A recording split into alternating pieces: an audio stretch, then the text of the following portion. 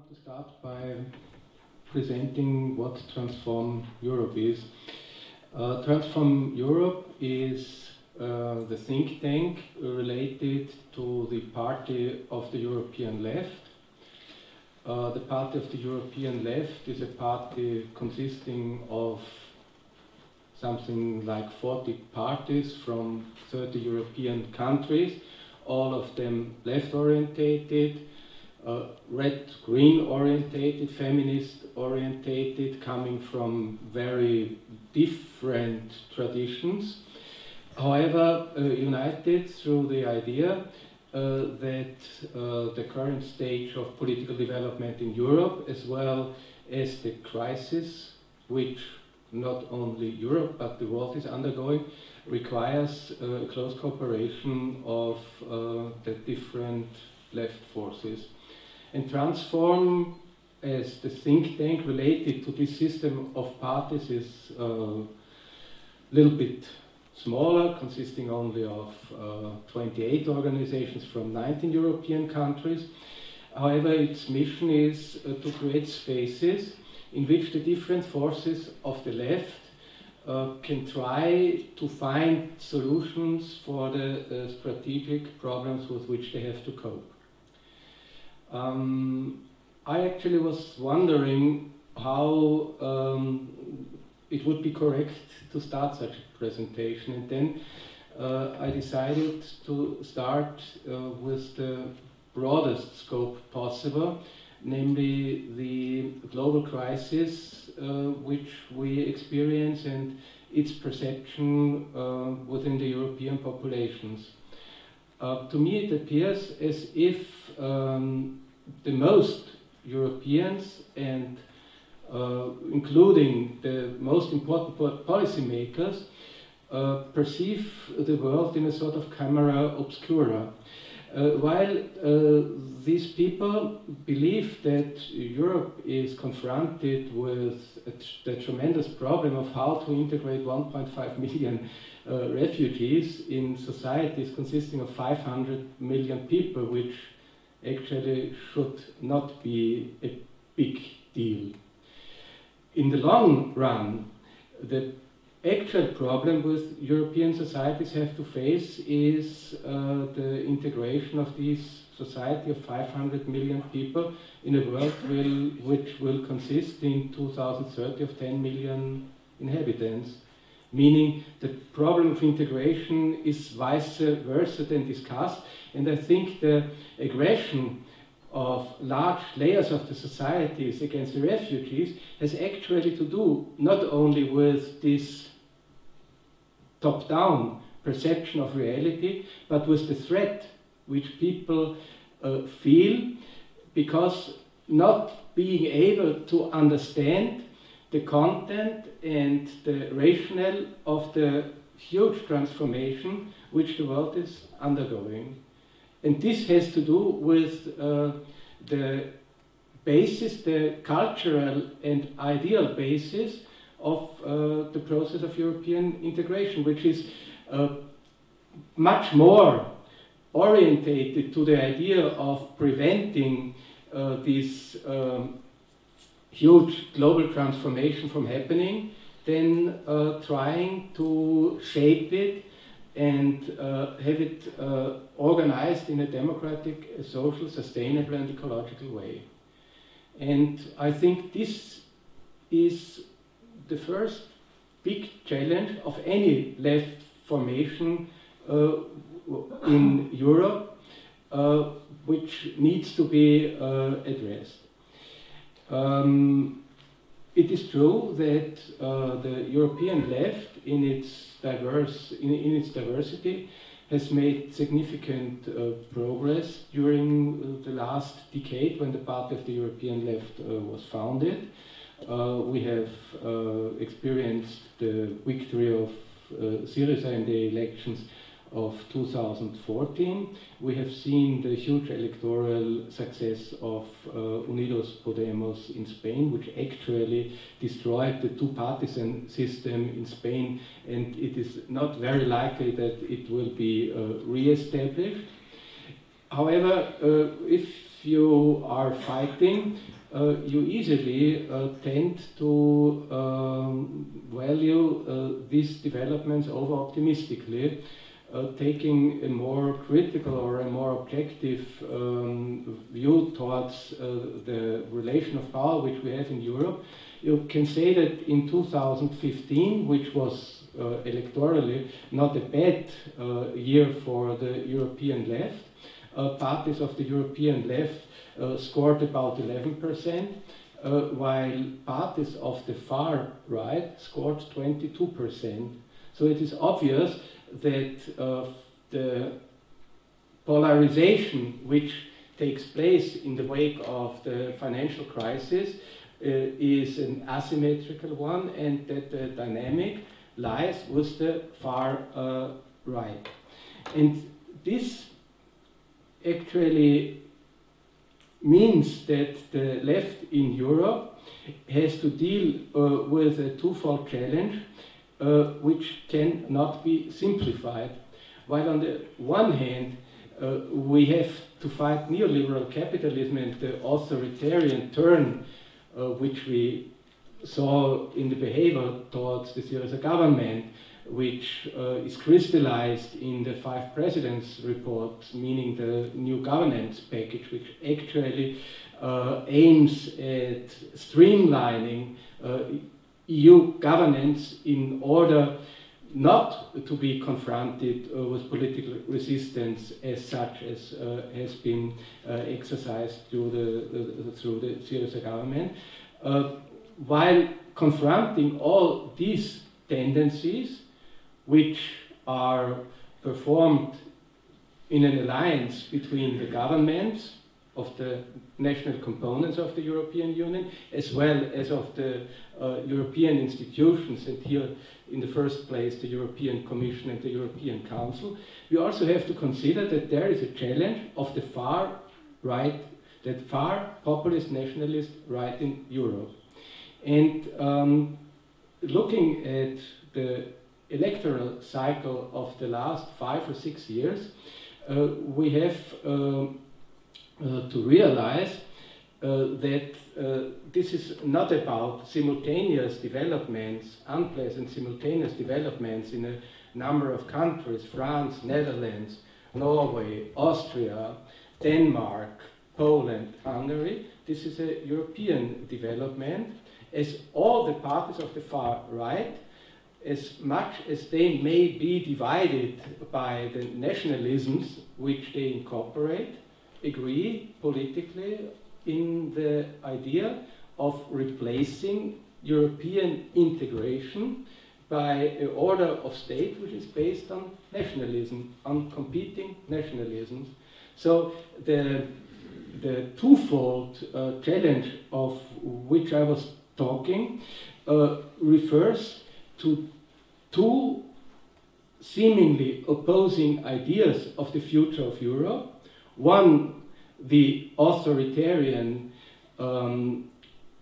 pushing through and strengthening of the neoliberal model of austerity policies, which correspond to the interests of financial market capitalism on the one side, and on the other side, authoritarian capitalism and a state order based on competing nationalism, which is the common project of the parties of the far right in Europe.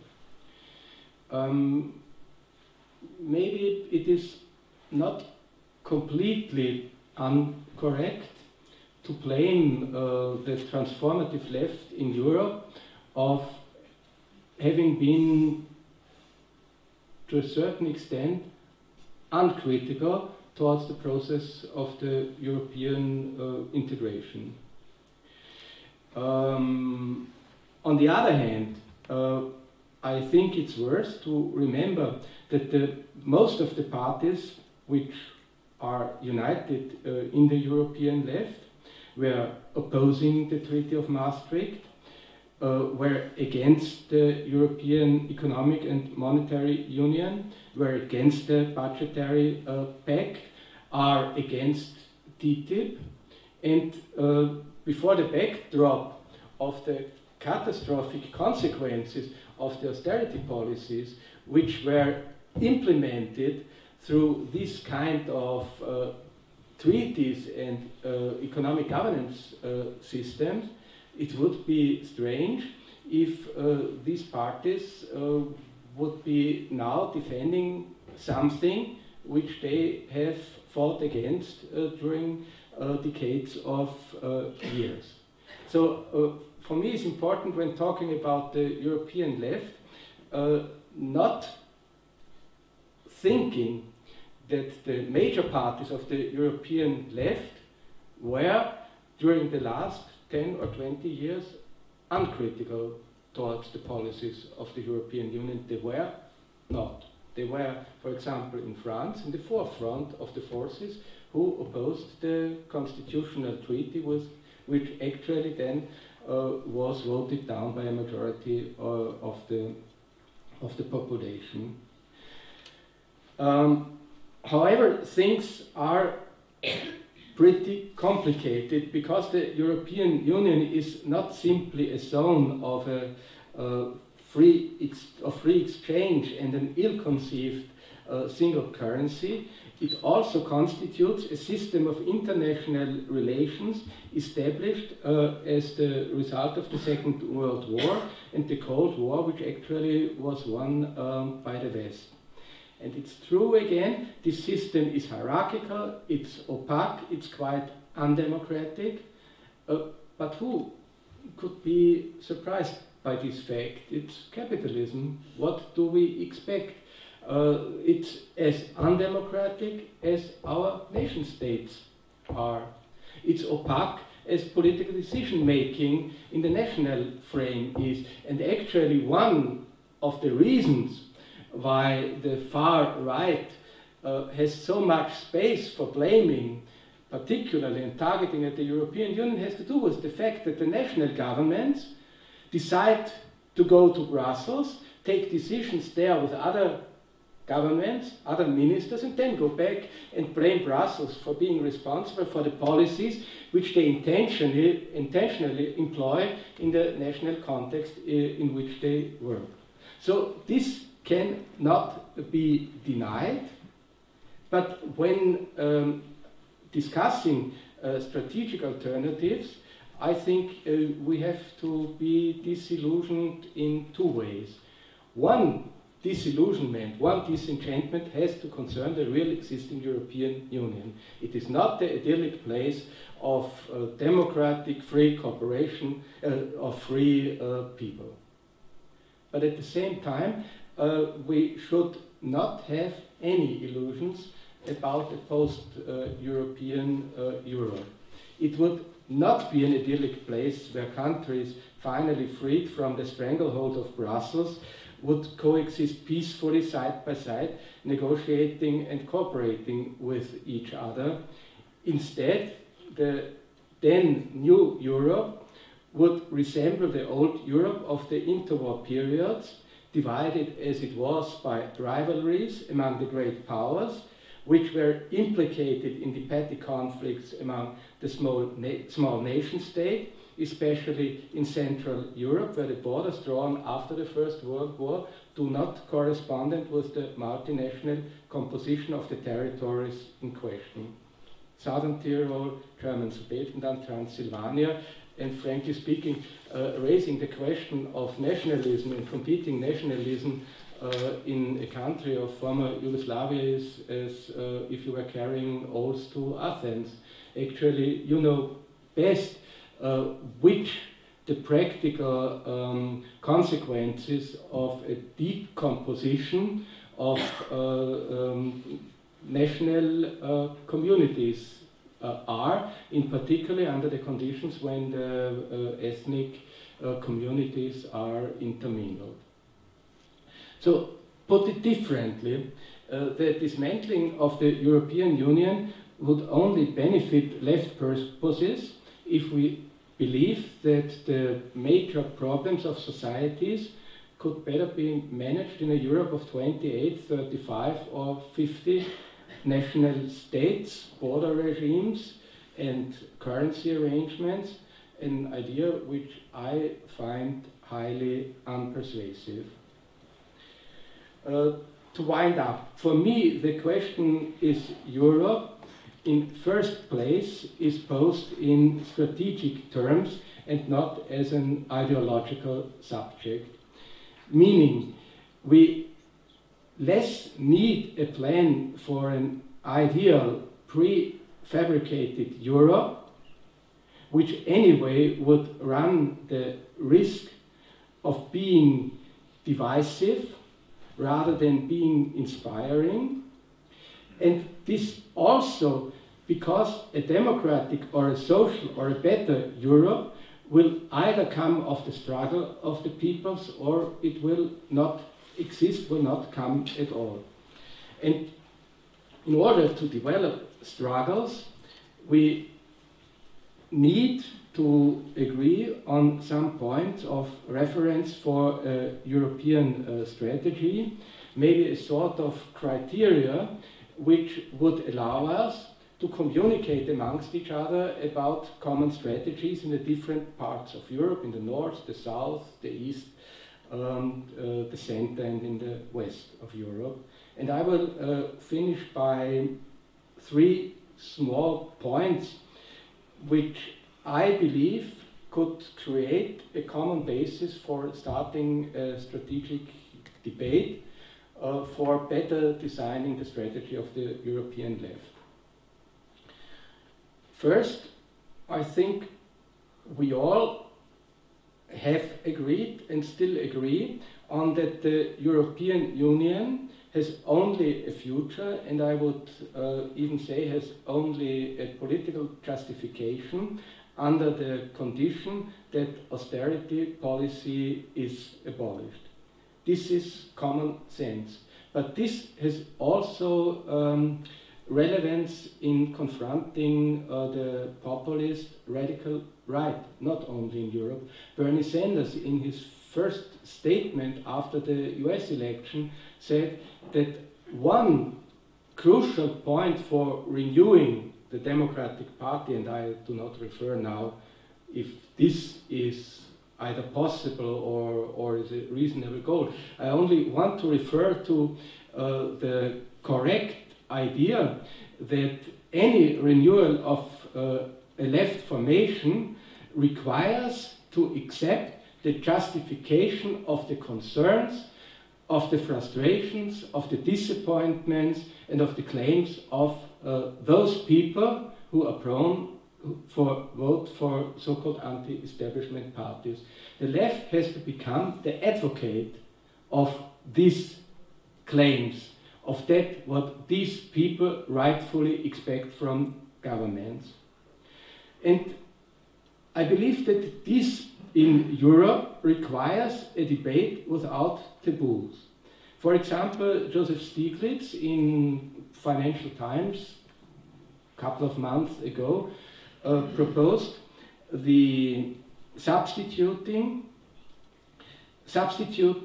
a flexible currency system for the euro, northern euro and the southern euro. I do not want to discuss now the economic rationale behind this proposal. I only want to say why not. We can not dogmatically defend something which in vast regions of the European Union has created disasters. At the same time, and this is the other side of the argument of Stiglitz, and I want to insist on this, he says that